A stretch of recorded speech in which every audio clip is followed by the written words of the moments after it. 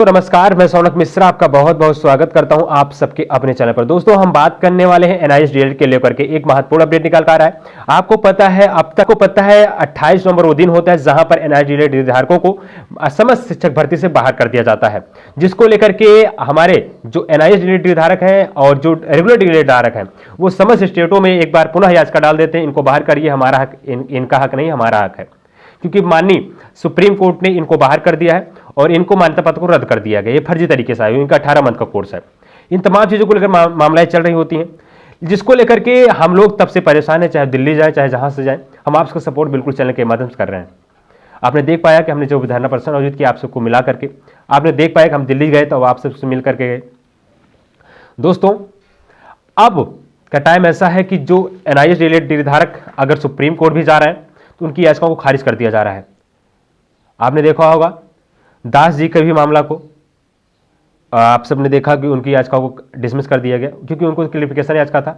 Dismiss कर देना बहुत अच्छी बात थी, वो याचिका बहुत अच्छी याचिका नहीं थी।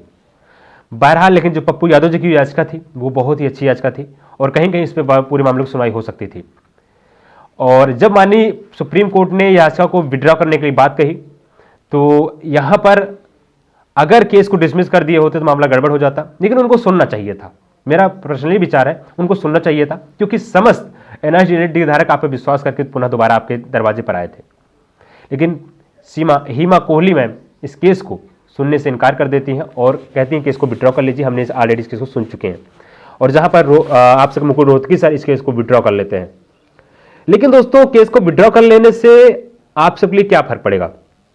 देखिए, अब ये केस पूरा सिरे यानी हाई कोर्ट से शुरू होगा और पटना हाई कोर्ट से। अब पटना हाई कोर्ट से क्यों शुरू होगा? क्योंकि दोस्तों ये मामला था पटना हाई कोर्ट का, और टीआरई 312 जो भी अभ्यर्थी चयनित है एनआईएस के, उनको लेकर के पप्पू यादव सर यहां से आए थे। हालांकि अगर सुप्रीम कोर्ट आ गए थे तो अगर नियम लगता तो समस्त हाई कोर्ट और समस्त राज्य इसको फॉलो करते, तो पटना में नहीं सब जगह पर जो चयनित एनआईएस था उनको मान्यता मिल जाता और जो एनआईएस किए थे उनको मान्यता पत्र मिल जाता। लेकिन अब जब यहां से उसको विड्रॉ कर लिया गया, अगर high court Patna high court में कोई निर्णय आता है तो पटना हाई कोर्ट में ही वो लागू होगा, ना कि समस्त और स्टेट में।